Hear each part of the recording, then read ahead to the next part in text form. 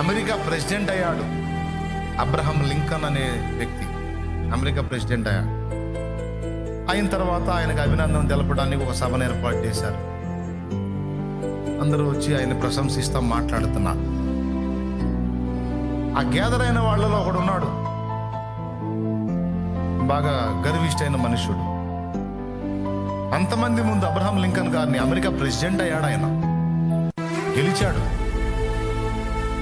అంతమంది ముందు ఈ బాగా గర్విష్ఠైన వాడు, ధనవంతుడు అండ్ గర్విష్ఠి, ఆ సభలో కూర్చొని అబ్రహం లింకన్ గారిని చూసి,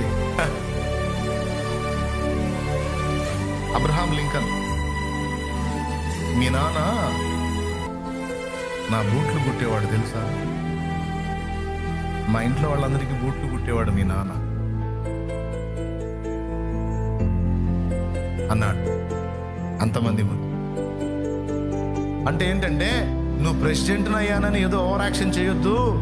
నీ మూలం ఏంటంటే మా చెప్పులు కుట్టే స్థాయి మీదే. నీ చేత నీ